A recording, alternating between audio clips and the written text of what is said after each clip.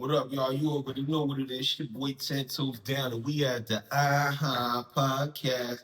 Been a minute, man. Maybe a couple of days that I ain't been here to really vibe with y'all, man. Sit in front of this, device and just chop it up. But the demands of everyday life been on your boy body. And you know me, man. I'm a practical Joe right now. I'm an OG, but at the end of the day, I'm a practical Joe right now. So I got to do what's practical in order to keep things going that I like flowing. You understand what I'm saying? So the demands of everyday life, you know, detracted me from being able to sit here in front of the vibe and be able to chop it up. But I'm here right now. There's a whole bunch of shit out here to talk about, man. That shit with Kanye that's going on right now, man. I'm hearing a lot of people, ho hum about it and second guess, this dude, another one of his antiques or another one of his, excuses to justify his outlandish behavior. At the end of the day, y'all, sexual abuse is real. Incest is real. You can act like y'all don't understand what I'm talking about, but you deeply and intimately know what I'm talking about. We all got our family secrets. You understand what I'm saying? How we deal with them is based on the individual. Because this guy has a platform, this is the way he's choosing to be expressive in the way and toward the things that damaged him. You understand what I'm saying? I know a whole bunch of people, especially a lot of guys that I know as relatives, man, that were abused sexually when they were children and turned out to be homosexuals. You understand what I'm saying? So that thing is kind of deep, man. You know what I mean? For before we, you know, pick up our stone to cast judgment, let's deal with the reality of what he's saying. Because if in the reality of what he's saying, this man got to go to sleep and wake up every night dealing with the fact that it was a time in his life when he was sucking his cousin's dick. You understand saying we could ridicule it, we could make a joke about it, we could do whatever. But he's telling us, man, that he was damaged. He was damaged behind this incident that took place in his life.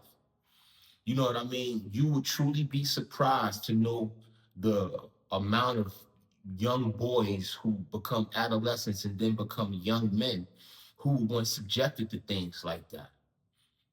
You understand? I was in prison, man, and I done heard some stories. You understand what I'm talking about? I ain't never engaged. That's not who I am. I don't speak to that, nor do I shoot it down because if people into that, that's their business. My thing at the end of the day is that I heard stories. You understand what I'm saying? Me personally, I was a victim of that. You understand what I'm talking about? Where I was sexually molested when I was a child.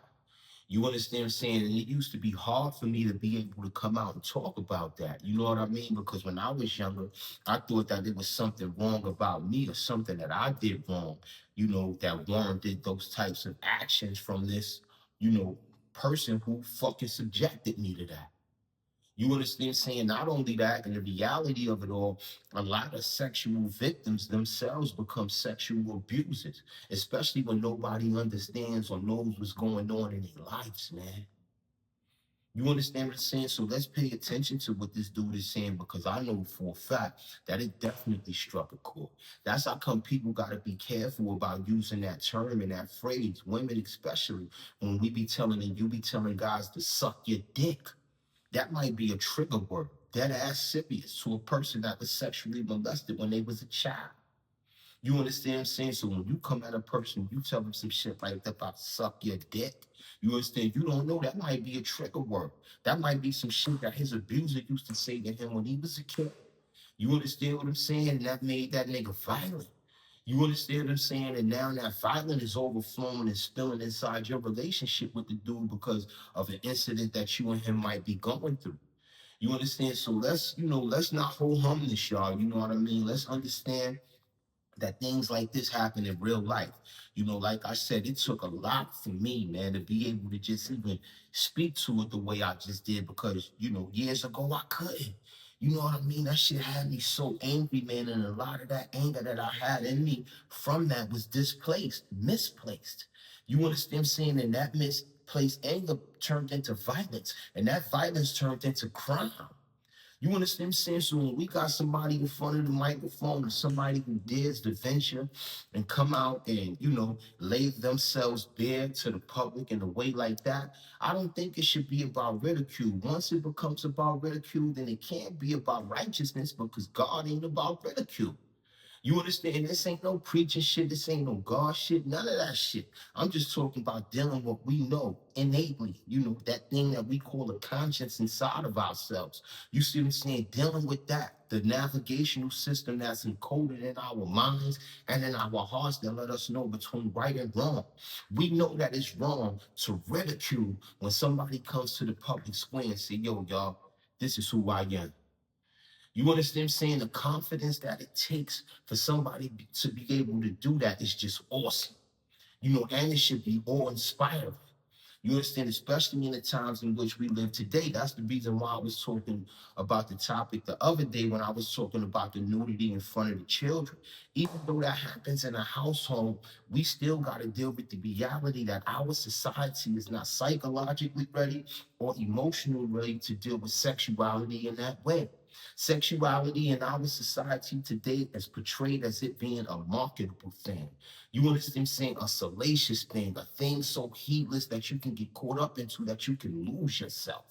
You know, I just posted something on my stories on Facebook, man. You know, y'all could go over there and check it out about how, you know, one of the podcasters that I watch in the morning on YouTube, you know, was talking about his battle and addiction with trying to overcome, his porn addiction. You know, he's a resolute Christian now from the way he speak. I don't know the guy, but he shared the story about how, deeply enmeshed into it that he was, the psychological damage that it did to him and the lasting effects that he still has to deal with today. So we really got to deal with the reality of, boys, young boys, just like young girls, y'all, especially in the Black community. I'm telling you, young boys are being sexually molested today as they were yesterday and the year before that. You understand? That's just not, all encompassing to young girls or to women. Young boys are being sexually molested. They're being sexually molested by other young boys who don't know no better, who themselves were sexually molested. They're being molested by older men in their family, you understand, who they might look up to. They are being molested by these guys. And they are being molested by the boyfriends. You see what I'm saying? And some of the people who hate the baby father. You understand what I'm saying? This type of shit is a reality. And they are being molested by women. Women are molesting young boys. That's just a fact. When I was coming up, I was molested by an older joint. That's just a fact. Young boys are molested by women and older girls. Young boys are molested by older girls who were molested themselves by older people. That shit is a traditional thing. That shit is a cycle, y'all. I'm telling you.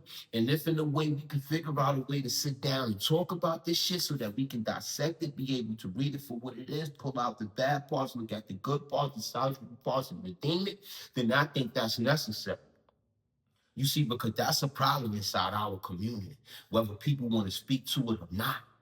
And those who don't want to speak to it, those are the ones that sit back and watch, somebody who they know is a good spirit, but had a troubled mind and get caught up in all types of trick bag shit.